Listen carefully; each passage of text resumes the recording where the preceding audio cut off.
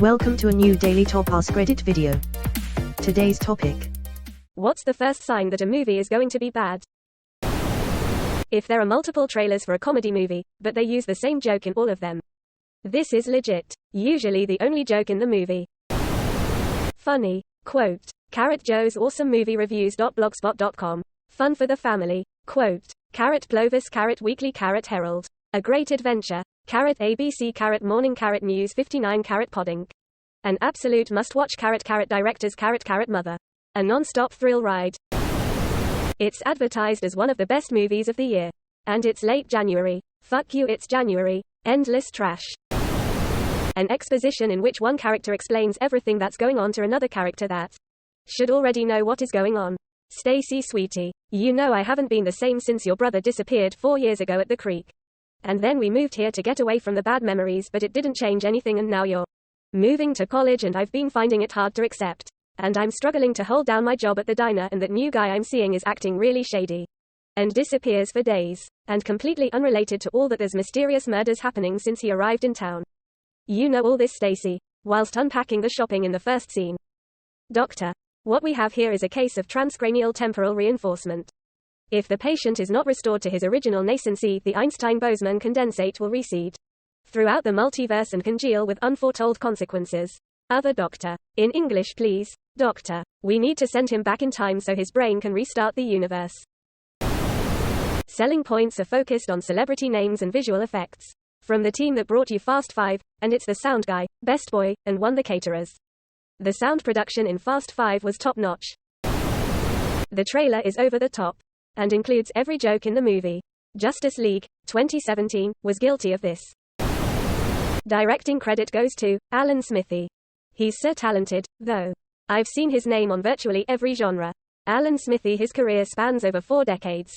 You're not actually allowed to use that name anymore because Eric Idle made a movie where he was a director named Alan Smithee who wanted to not be credited for a terrible movie, but the only name he could use was Alan Smithee.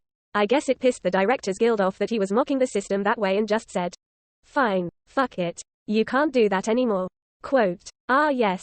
An Alan Smithee film, Burn Hollywood Burn. I had a, for your consideration, copy on VHS for years. Rolling on the floor laughing, a movie where a lot of celebrities play themselves and are still not believable in the part. Eric Idle just starred in it. Joe Esteras, Basic Instinct, Showgirls, wrote it. Arthur Hiller directed it but had his name removed. So it even says Alan Smithee in the credits. Terrible. Terrible movie. Not always the case, but when there are more than 3 writers, a movie tends to lack vision. It can also occur due to rewrites. Not a Bomb podcast reviews movies that bombed financially or critically, and this is a subject often discussed if anyone is interested. You mean the too many cooks in the kitchen mentality. It's another thing I hate about music albums. Too many writers mean everything is just pumped out to be able to get the songs out as fast as possible and not good or specific to the artist. It works in comedy shows. When the writers are good, like on The Simpsons and Futurama. Those were written by a writer's room. Depends on context, tbh. Some albums have a ton of writers credited because any contribution at all gets credited.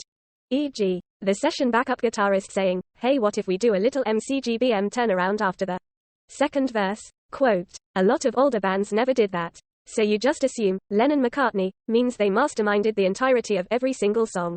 Which couldn't be further from the truth. If the Beatles handed out credits the way Beyoncé does, it'd look like, Lennon-McCartney Starsky Harrison Martin Preston John Spector. Someone else put in the work to make the property popular in the first place. And the people in charge of making the movie put zero effort into making it look or feel like the property it's based on, relying on the name and special effects alone. Halo TV show. TBF to Halo. And I can't believe I'm doing this. The writers probably had their own IP, but the executives at Paramount were like, can you make it into Halo? Quote. And the writers were probably like, what's wrong with our story? And then the executives at Paramount were like, lol, nothing is wrong with it. It's just original and you're unknown. And no one wants original IPs anymore. Especially from unknown and unproven creators. Whether their OG IP was any good we'll never know.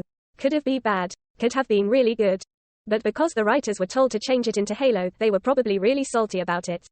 I've heard the writers were forced to change their stories into Halo because of this reason. Which is fucking stupid. This applies to more than movies. See video game series kept alive after the original studio disbands, folds. Or it's been over a decade and it isn't the 90s anymore. Looking at you, Duke Nukem Forever. 2010's Avatar, The Last Airbender movie and the Michael Bay Transformers franchise are the hardest-hitting ones of this phenomenon for me. I loved both of these growing up and those movies absolutely ate shit. World War Z was the first that came to mind for me. The book was so good, sad face.